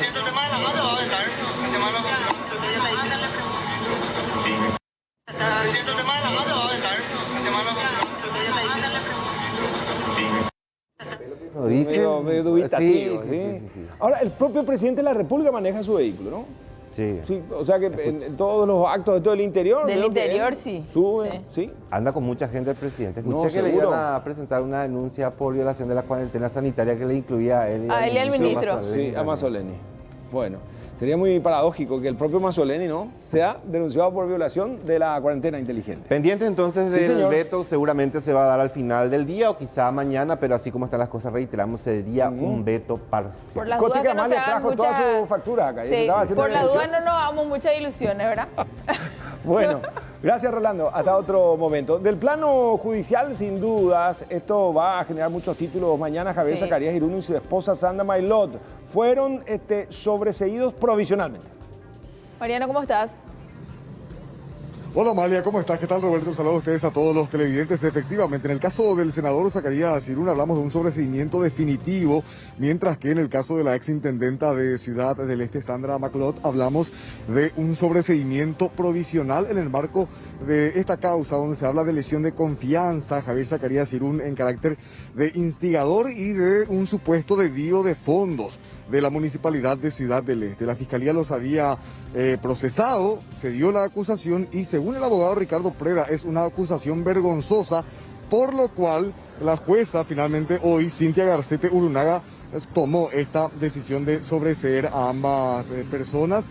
Y vamos a escuchar justamente la conferencia de prensa que brindaba el representante legal de Javier Zacarías Irún, porque él explicaba un poco lo que tiene que ver con esta causa que se estaba investigando, supuestamente desvío de fondos, pero aparentemente el Ministerio Público no encontró las pruebas o los elementos suficientes para sostener esa acusación y elevar esta causa a un juicio oral y público. Escuchemos al doctor Ricardo Preda. La Fiscalía presentó una acusación realmente vergonzosa. Y me refiero y hago este juicio de valor con mucha responsabilidad porque es inaudito que agentes fiscales que en teoría son formados jurídicamente presenten una acusación sin relatar correctamente los hechos, es decir, sin establecer tiempo, modo y lugar de que supuestamente Javier Zacarías Irún, en qué momento, cuándo y dónde convenció a los demás participantes en realizar y qué conductas realizaron estas personas. Otra barbaridad cometida por el Ministerio Público, representada en este caso por quienes firmaron esa acusación y no aquellos que participaron de la audiencia, que tuvieron que básicamente ir a tratar de defender algo que ya tenía un origen irregular. Esta acusación también se funda en los dichos de un coacusado, es decir, la Fiscalía pretendió sostener una acusación sobre la base de lo que dice un coacusado, lo cual cualquier estudiante de Derecho sabe que la declaración de un coacusado no puede ser considerado un elemento de convicción. Más aún que en febrero de este año, el propio coacusado por escrito se había desdicho de todo lo que había la Fiscalía argumentado como elemento de convicción contra Javier Zacarías Irún. Y en esta audiencia preliminar, este coacusado, el señor Juan Sanabria, declaró por espacio aproximado de 1 hora, en la cual, en esta declaración, él sostuvo que todo lo que había dicho, lo había dicho coaccionado por los agentes fiscales Josefina Aguemo y René Fernández, bajo amenaza de que si él no colaboraba en lo que los fiscales le pedían, tanto él como 4 miembros de sus familias serían privados de su libertad. Eso consta en el acta de audiencia preliminar y yo creo que es una cuestión que habría que evaluar seriamente de cómo estos fiscales ejercieron en su momento la investigación. Así que las constancias de la causa, y lo vinimos diciendo desde el inicio de esta investigación, se trató de una investigación irregular que tuvo un origen irregular, se sostuvo una acusación de una manera totalmente absurda sobre lo que dice un coimputado y resulta que ahora el coimputado no solamente desdice lo que dijo en su momento, sino acusa a que los fiscales le obligaron a mentir, le obligaron a introducir un disco duro en una computadora de la Municipalidad de Ciudad del Este y simular que el 18 de febrero del año 2019 se haría un allanamiento y que él tenía que introducir ese disco duro en esa computadora para que supuestamente encuentren evidencias que incriminan a Javier Zacarías Irún en los hechos. Además de expresar estas cuestiones, el abogado Ricardo Preda hizo referencia específica al trabajo por parte del Ministerio Público, Roberto, Amalia, televidentes, y decía que cuanto menos deberían ser también un poco investigados sobre de qué forma se realizó ese trabajo por la información que maneja la defensa tanto de Javier Zacarías Irún como de Sandra Maclot. Para él, la Fiscalía hizo todo mal y no debe ser dejado también así nomás, atendiendo a que supuestamente obligaron a una persona a declarar en contra de Javier Zacarías Irún. Finalmente, esta causa, como decíamos, ya tiene el sobreseimiento definitivo para el senador Javier Zacarías Irún y provisional para Sandra Maclot. El provisional parece que va a dilatar un poquitito. Bueno, el ¿no? provisional, Sí. así como que si se generan hechos nuevos, todo Sí. se supone que finalmente correría con la misma suerte del esposo Zacarías Irún. Sin duda esto fue noticia en el transcurso de esta mañana en tribunales. Mariano, muchas gracias, un abrazo, hasta luego. Tuit de mediodía, ¿qué dice Sí, Julia Mosoleni? ¿qué dice? A ver. Hay varios casos sin nexo aparentemente de Roberto. 22 de junio procesamos 903 muestras, 13 dieron positivos, 6 contactos, 2 del exterior y 5 sin nexo, todos en aislamiento. 9 internados, 1 en terapia intensiva, 32 recuperados, sumando así 903. Total de confirmados, 1.392. ¿Segura que lo anotaste en tu agenda? ¿Junio o julio? Se estimaba luego como que iba a trepar la meseta. Los casos sin nexo provienen de Fernando de la Mora, Villa Lisa, Itagua, Presidente Franco, Ciudad del Este. 5 ciudades, así que mucho ojo. Nosotros, Amalia, como país tenemos que pasar junio, julio y después la seguimos peleando, pero estos son los meses claves. Sí, de alguna u otra forma, Roberto, es como que están alertando al dar esta información, a diferencia de otras oportunidades ya, ¿verdad? Sí, no, porque ahora vamos sobre ciudades concretas, hasta ahora al menos eran, ¿cuántas ciudades? 2, 3. Sí. Ahora insisten y con mucha mesura. Nosotros venimos enfermas desde hace años, lo del COVID se comprende, pero no pueden desvestir un santo para vestir otro. En teoría, el presupuesto, los medicamentos, todo estaba para ellos. ¿Por qué no seguir administrándole? Es la pregunta, ¿verdad? Imagínate, Amalia, que de por sí un cuadro de esta naturaleza tiene sus vueltas. Es complicado, es sacrificado. Y que otra vez tengan que estar mendigando, pidiendo medicamentos y también la compra de tecnología para que sean asistidas. ¿Les va a recibir o no, Mazzoleni? ¿Cómo estás, Nata? Buenas tardes. Buenas tardes, Amalia, el saludo para Roberto, también para todos los televidentes. Bueno, de momento continúa la espera. Recordemos que desde las 9 de la mañana ya se encuentran apostados aquí a la espera justamente de que sean recibidos por el ministro. Hasta el momento, Juana, ¿cuál es la respuesta que tienen? Y nos dijo que nos iba a recibir hasta a las 4 de la tarde porque supuestamente tenía una reunión en el Parlamento. Pero acabamos de enterarnos que no es así. Él se encuentra acá dentro del ministerio. Así que le pedimos, doctor Mazzoleni, que por favor nos reciba. Somos pacientes con cáncer, no podemos estar acá en el sol mucho tiempo. Varios de los compañeros ya se descompensaron y tuvieron que ser retirados de este lugar. Tenga compasión, por favor, de los pacientes. Bueno, hasta el momento se dijo que a las 4 iban a ser recibidos. Sí, nos dijeron que era a las 4 y estamos esperando eso, pero estamos aquí desde las 9 de la mañana. ¿No hubo ningún tipo de diálogo todavía en este transcurso de la mañana hasta esta hora? Hablamos con el doctor Rolón, pero le pedimos a él de que sea el ministro personalmente quien nos reciba y también todo el equipo que compone esta situación para poder llevar una respuesta. No podemos estar llevando solamente promesas, queremos que sea algo tangible. Juana, decías que una de tus compañeras, la que está encadenada, no se va a ir de acá hasta conseguir su medicamento porque el de ella sería un caso mucho más grave. Sí, ella es Cristina Riveros, ¿verdad? Esta compañera está con un melanoma lunar debido a que ella no recibe el tratamiento, está en este momento con una metástasis en el hígado. Es decir, su situación está bastante comprometida. Ella tomó la drástica decisión de encadenarse y no se va a desencadenar hasta mientras ella no reciba sus medicamentos. No promesa, necesitamos los medicamentos. ¿Desde hace cuánto tiempo se registra esta falta de insumos? Ella tiene su sentencia desde el mes de febrero. Y desde el mes de febrero que estamos teniendo problemas, no solamente con el caso de Cristina Rivero, sino que con una serie de medicamentos. Bueno, Juana, muchas gracias. Vamos a estar pendientes de si son o no recibidos también por el ministro. Muchísimas gracias a ustedes. Bueno, ahí está la vocera entonces ya de los presentes aquí, aguardando entonces ser recibidos Roberto y Amalia por el ministro Julio Mazzoleni. Según la respuesta que tienen, a las 4 de la tarde podrían ser atendidos. Y reiterar que ellos están aquí desde las 9 de la mañana.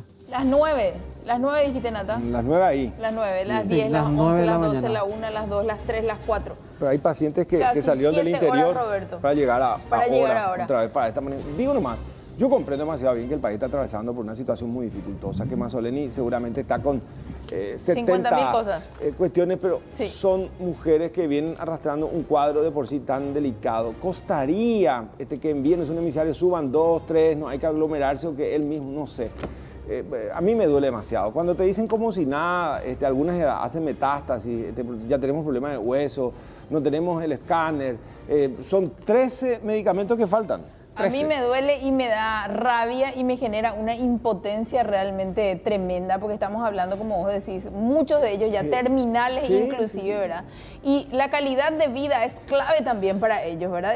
Son necesarios los medicamentos. Y cuando dicen, decime si no son mesurados, cuando dicen, el COVID podría ser, pero en el caso de nosotros ya estamos así, o sea, ya de por sí se nos detectó y tenemos que dar batalla, y también la sostenibilidad, la continuidad. O sea, no es que nos den una partecita después, de nada sirve que tengan la provisión por un mes y al siguiente no. porque Pero se trata justamente de un combate que tiene que ser sostenido en tiempo y espacio. Tenían que haber previsto ya esto y darles por 3, por 4 meses teniendo en cuenta los riesgos que ellos también cobren. Es mucha falta de logística también por parte del Ministerio. El sentido común no ¿verdad? no Lo único funciona. que podemos decir acá, mucha fuerza para Sí. estas mujeres que siguen peleando. Ellas son apenas referencias de otras tantas que ya no pueden llegar a manifestarse, Amalia. Y ojalá que esa reunión se adelante, ¿verdad? Que por lo menos les reciba un poquito Y antes. que más que la reunión se apueste a una solución de fondo. Claro, ¿no? claro. Gracias, Nata, por este contacto ahí desde el Ministerio de Salud. Vamos a recibir a Angie. Con el WhatsApp Ciudadano. Hola Angie, bienvenida. ¿Qué tal? ¿Cómo están, compañeros? Muy buenas tardes. Vamos a recibir estas denuncias, los videos de nuestros ciudadanos que llegaron al 0985 30 30 00.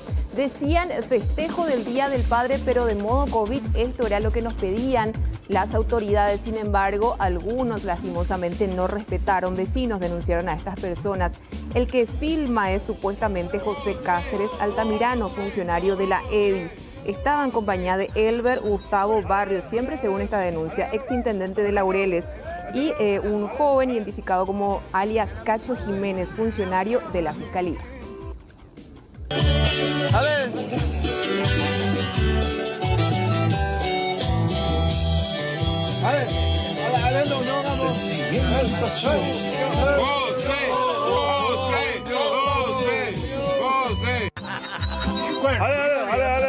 Se juntaron en casa de uno de ellos y luego la celebración terminó de esta manera en plena calle. Lamentable realmente estas imágenes.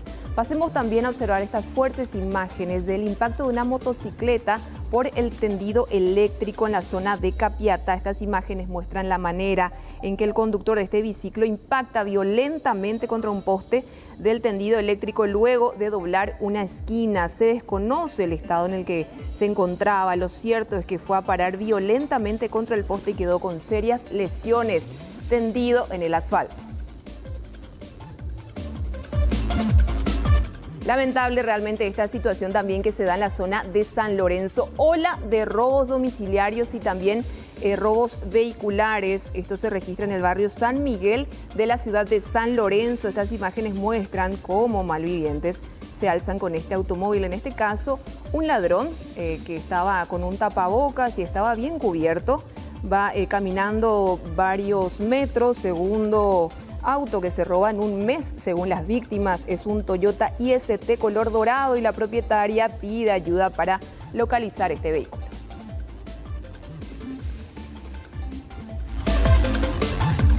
Reprochable acción desde todo punto de vista por parte de este agente Lince durante un procedimiento. Van a ver las imágenes de circuito cerrado, actuación realmente reprochable. Esto ocurría en 27 proyectadas y Antequera. Este joven hizo un pedido de comida, según la denuncia, momento en que se acercan los linces y le piden sus documentos. Cuando se percatan que estaba todo en regla, aparentemente le dejan seguir, no sin antes rociarle la cara con gas pimienta.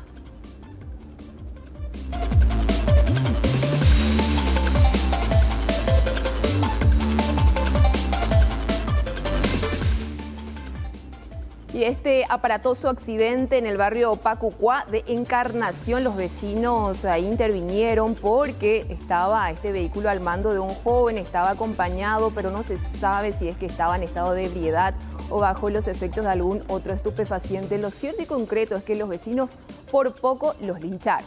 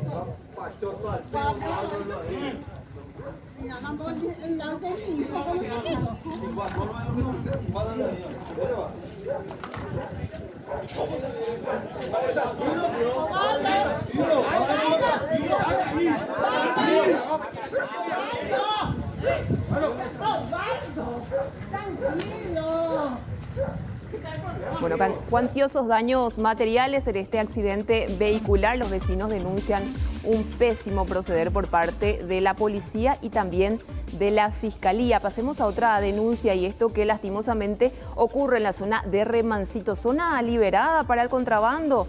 Nos preguntaban nuestros televidentes. Esta denunciante dice que incontables vehículos con mercaderías de contrabando circulan por calles internas en la ciudad de Remancito.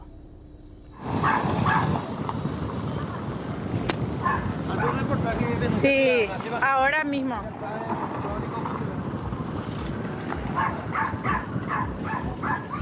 Se van hasta allá, luego se van, giran. Mira todos los vehículos. Impresionante. No pueden girar en la esquina porque vienen de ambos lados. No hay un solo control dentro de estas calles en la zona de Remancito para justamente evitar la circulación de productos de contrabando. Sigan enviándonos sus videos. Más noticias en zona de Pilar. Tenemos que decir que 19 personas que guardaban cuarentena en un albergue de la residencia universitaria de esta ciudad en la fecha abandonaron el sitio.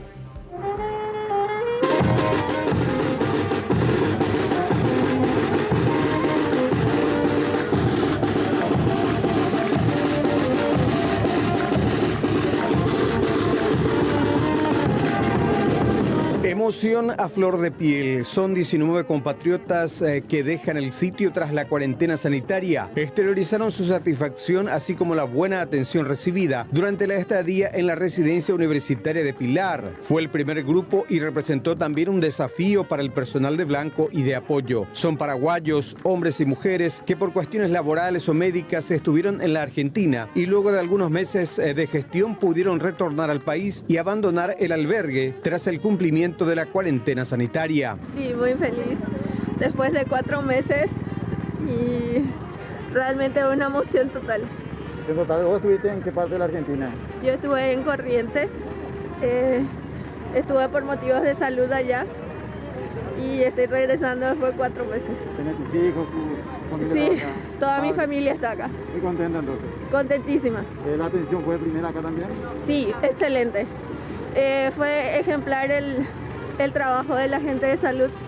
Fue muy ejemplar a pesar de que fuimos el primer grupo. Terminamos hoy, gracias a Dios que cumplimos todo bien y gracias a los doctores, enfermeras y la atención de acá, la residencia universitaria, es excelente. Así que salimos hoy para cumplir con nuestra labor diaria en la ciudad y con la sociedad, y estar con la familia ya. Gracias a Dios, sector entero, al doctor entero, diciendo ayuda, San Martín, 4 meses de acá.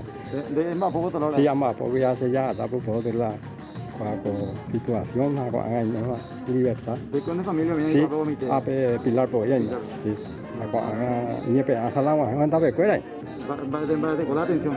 Hay la atención, no a ver, hay que ir a atender Ya al fin retornamos a casa después de 4 meses largos. Para mí fue eterno todo esto, pero gracias a Dios estamos de vuelta y sanos, más que nada. ¿Qué parte de la Argentina estaba? Estaban en Rosario.